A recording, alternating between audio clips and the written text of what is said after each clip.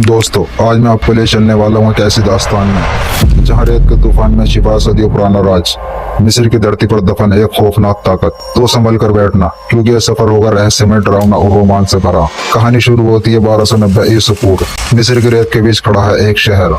वहाँ एक फिरौन था सिटी, उस वक्त का पहला फिरौन। लेकिन इस फिरौन की रानी और उसका राज दरबार सब कुछ बिखरने वाला था। फिरौन की पसंदीदा रानी अनंगसुनाम इक्स कर रही थी उसी के चीफ्स हिमोटेप से।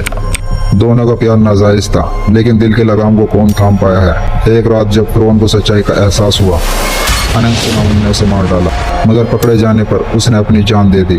और हिमोटेप कसम खाता है कि वो अपनी प्रेमिका को वापस जिंदा करेगा। हिमोटेप अपने साथी के साथ बुक ऑफ द डेड यानी मौत की किताब का इस्तेमाल करके अनंगसुनाम को जिंदा करने की कोशिश करता है। लेकिन राज्य के सिपाही पहुंच जाते हैं।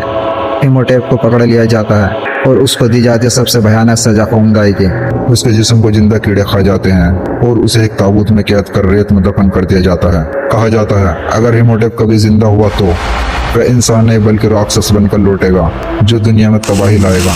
कहानी अब आगे बढ़ती है 1923 में मिस्र के रेगिस्तान में, जहाँ एक लड़ाई छिड़ी हुई है ब्रिटिश और अरबों के बीच। इस लड़ाई में हमें मिलता है एक बहादुर और शरारती सैनिक, रिक ओकोनेल। रिक एक ऐसे किले तक पहुंचता है जिसे कहते हैं Hamunaptra, the city of the dead यानी मौत का शहर, जहां अनगिनत खजाने दफन है। मगर रिक को नहीं पता कि यह जगह सिर्फ सोने चांदी की खान नहीं, बल्कि एक खतरनाक राज की मजार है। अब कहानी मिस्र के कायरो शहर में आती है, जहाँ एक सुंदर और जिज्ञासु लड़की रहती है, एवलिन। एवलिन एक लाइब्रेरी में काम करती है और पुरानी किताबें वे मिस्र की सभ्यता से बहुत लगा हुआ है। उसका भाई जोनाथन शरारती, चालाक और थोड़े लालची स्वभाव का है।